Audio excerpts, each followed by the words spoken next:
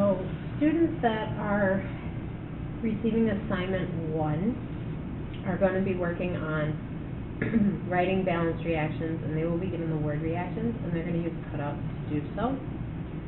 So if we look, we've got barium chloride, so we're going to take our barium cutout because it's in a compound, and we're going to match it up with the correct number of chlorides so that we make a full rectangle.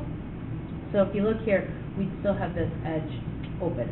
So that tells us when we make this full rectangle that barium chloride is BaCl2. So this should help students write the chemical formulas properly. Next, we need to make sodium sulfate. So we take our sulfate and we take our sodium as well for our cutout. And here we see that we need 2 sodiums to make a rectangle with sulfate. And so now we know that our formula is Na2SO4. Okay? So now, let's make barium sulfate for our product. So we take our barium, we take our sulfate, and those two come together and we have a rectangle, so that means that formula is BaSO4. Now let's make the sodium chloride. We take the sodium and we take chloride, and when we put one of each of those together, we all get a rectangle. So our formula is NaCl. Now we need to work on balancing the reaction. So I put all of my things out here that I made originally. So barium chloride,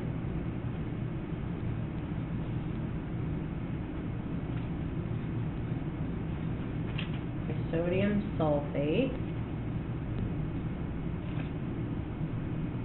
and then my barium sulfate and my sodium chloride.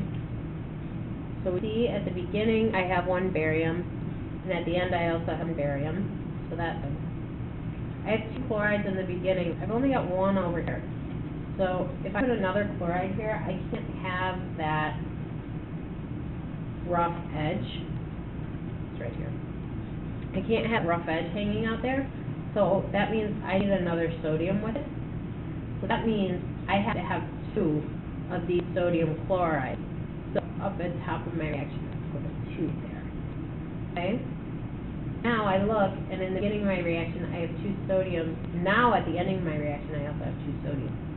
And I have 1 sulfate in the beginning, 1 sulfate at the end. So my reaction is now balanced. So if I took all of this away, so I can write my reaction, my final reaction would be BaCl2 plus Na2SO4 yields BaSO4 plus 2 NaCl.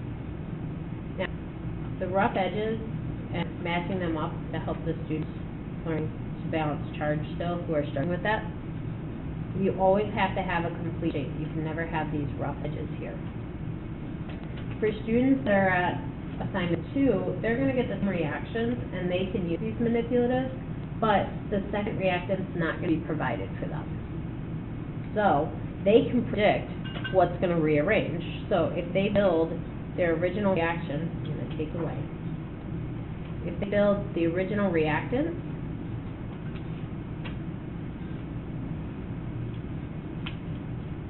then they see I gave them 1 reactant, so that means that these 2 came together. So the only thing left to come together then would be these 2. And so they can predict their reactants using the manipulatives, as well as get their formulas and balancing equations. So I'm going to do another example.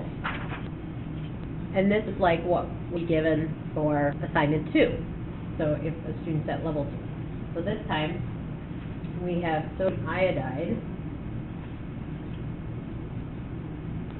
So there's my complete shape. So that's NaI. We have bromine. Okay? Now, a lot of students would be tempted to use this shape that doesn't work because there's nothing to bond it with. So instead, I have to use one of these shapes, which is still got full edges. So this also reminds that bromine is diatomic. Okay? And I told them that sodium bromide gets made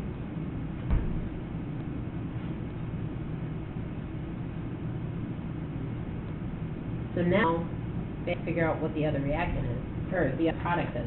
Well, like I said before, we can't have this by itself, so hopefully by doing the manipulative, they can be reminded that iodine is a diatonic.